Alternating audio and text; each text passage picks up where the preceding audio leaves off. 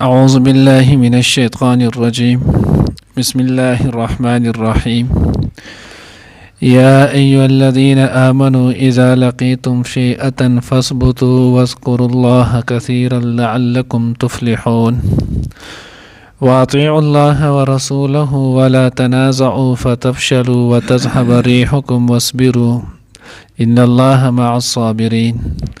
ولا تكونوا كالذين خرجوا من ديارهم بطرا ورئاء الناس ويصدون عن سبيل الله والله بما يعملون محيط.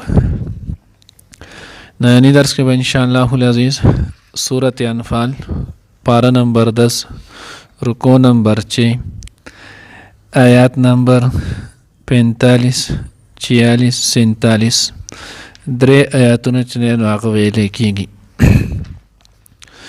څنګه چې مخکې نو هغه غزوه بدر چې نو هغه تذکره روانه وه، نو اوس الله جل جلاله په دې آیاتونو کې دې کې الله رب العزت چې نو هغه د کامیابی د جهاد کې د کامیابی راز چې نو هغه ښیي چې د کم خبرو سره تاسو ته په جهاد کې چې نو هغه کامیابی میلاوېدلی شي. نو اوس په دې آیات کې الله رب العزت د هغه د کامیابی هغه رازونه چې نو هغه ذکر کوي. نو الله رب العزت وایي چې نو یا ایها الذین آمنو، ای د ایمان خاوندانو، اذا لقیتم فئة، کله چې تاسو ملاقات وکړئ د یوې ډلې یو ټولي سره، فاثبتوا واذکروا الله کثیرا لعلکم تفلحون. نو دوه علامتونه دوه رازونه الله پاک دې کې ښودل. یو دا چې فاثبتوا، تاسو کلک اوسیږئ، ثابت قدم اوسیږئ، تاسو زړه هم محکم ساتئ او د زړه سره چې دی نو هغه قدم هم محکم ساتئ، په شا مه تښتئ، تیښته چې دی نو هغه مه کوئ.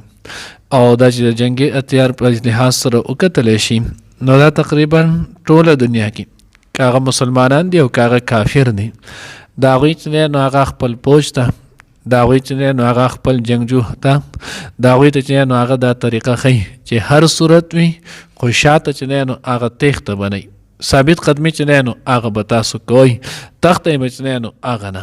نو الله رب العزت د جنگ د جهاد چې دی نو هغې کې د کامیابی یو راز چې دی نو هغه ثابت قدمی ذکر کړله.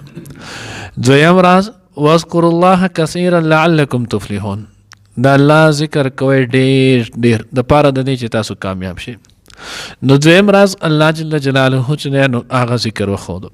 اوس د مسلمانانو نه ما سوا څومره دنیا چې هم ده نو هغه د دې یو راز او د دې کامیابۍ نه چې نو هغه محرومه دي، ځکه د هغوی سره د الله جل جلاله ذکر دی. بلکې د عربو په دور کې، هغې جاهلیت په دور کې د هغوی به په داسې وخت کې خپلې محبوبې چې دی نو هغه به یادولې. لکه یو شاعر، جاهل شاعر دی، نو هغه هم وایي اذ ذکرتک مذکرتک، وایي ما تو په هغه وخت کې چې نو هغه ذکر کړی یاد کړی وي، الخط یخطر بیننا، چې نیزې به زمونږ په منځ کې اختېدې راختېدې، خو په هغه وخت کې هم ما ستا یاد چې دی نو هغه نه دی پرېښودی، ما به تو په هغه وخت کې م یادولې. نو الله جل جلاله چې ستاسو محبوب، ستاسو مولا، ستاسو نصیر، مددگار هغه د الله ذات دی. نو چې کله د الله ذات دی نو تاسو دغه الله چې دی نو هغه یادوئ. اوس د دې نعمت نه باقي کافر ټول چې دی نو هغه محرومه دي، ځکه د الله په ذکر سره انسان زړه ته چې دی نو هغه دوه قسمه چې دی نو هغه فایدې رسي. یو د دې انسان زړه چې دی نو هغه محکم کېږي او مضبوطېږي، او دویم د دغه سره د انسان زړه ته چې دی نو هغه خوشحالي رسي. او کله چې انسان خوشحاله وي نو بیا د ګران نه ګران کار چې دی نو هغه هم په اسان او په سهل طریقې سره کولی شي. او کله چې د انسان زړه چې دی نو هغه خفی نو دی بیا آسان نه آسان کار چې دی نو هغه هم نشي کولی.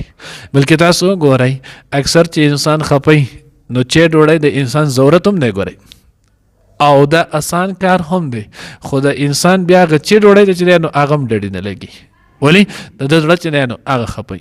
نو ځکه الله وایي تاسو دا کوئ.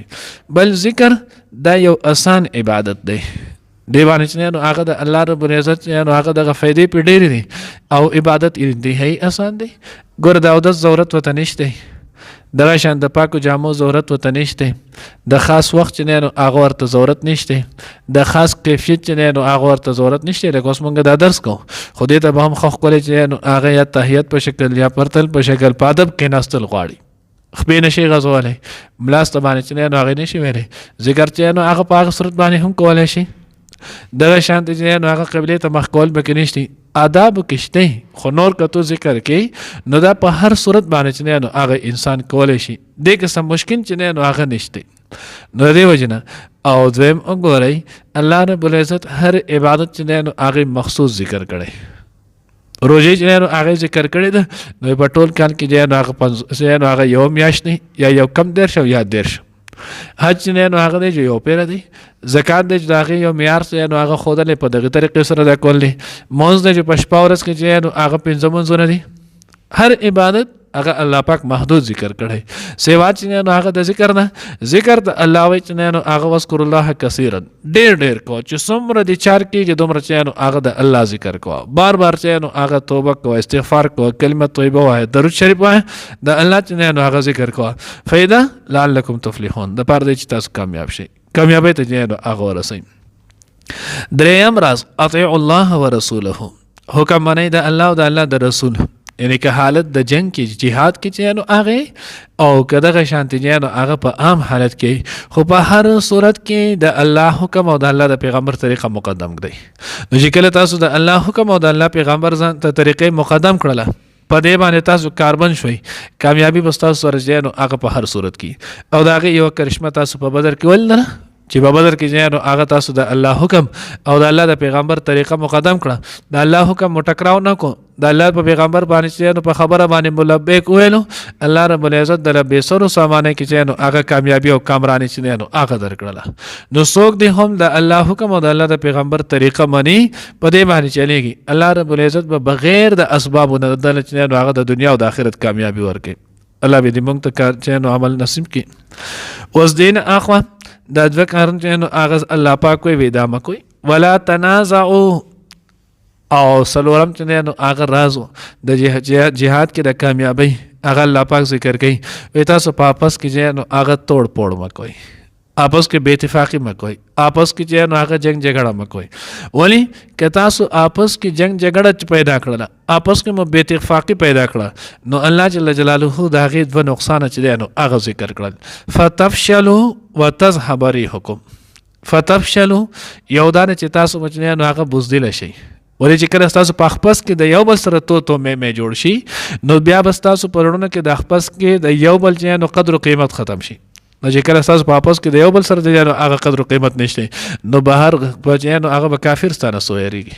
بهر سړی به څنګه وي، خزه خاون په خپس کې نه جوړ نو بل څوک دی یریږي، بدن نرونه په خپس کې نه جوړ نو ترز وې دی بیا یریږي، ترز وې سره چې نو هغه په خپس کې نه جوړ نو گاونډي دی بیا یریږي، د کلی کې خسته نو هغه بیا دی یریږي. نو الله رب العزت وایي ګوره چې نو هغه په دغه وخت کې جهاد په موقع کې لا تنازعوا په آپس کې وتو تو مې نه کې جګړه چې نو هغه بنه کوي. فتفشلوا کنه تاسو بچنه نو هغه بوزدل شي، کمزوري به کې پیدا شي، نو بل نقصان بشي. تذهب ريحكم، تاسو چې کم روب او دبدبه ده، کم قوت او طاقت مونږ او داغه پوجا باندې چې تاسو کم روب او دبدبه ده، نو دغه روب او دبدبه مو چې نو هغه ختم شي. نو د دې وجه نو معلومه ده شوله چې په آپس کې نه اتفاقی بے اتفاقی چې نو هغه دومره سپور خطرناک چې نو هغه اثر دی. او پنځم ادب الله رب العزت راسخي واصبروا، صبر کوي، واصبروا صبر کوي. نو دې کې چې نو هغه د صبر تلقین زکه وکړو، ځکه کته یو چې نو هغه جماعت چلی، تو چې نو هغه جهاد کې چې نو هغه د چا مشرکی، تو د یو علاقې مشرکی، تو د یو کور چې نو هغه مشرکی، نو په دې کې به مختلف مزاج خلک چې نو هغه به ځان سره چلی.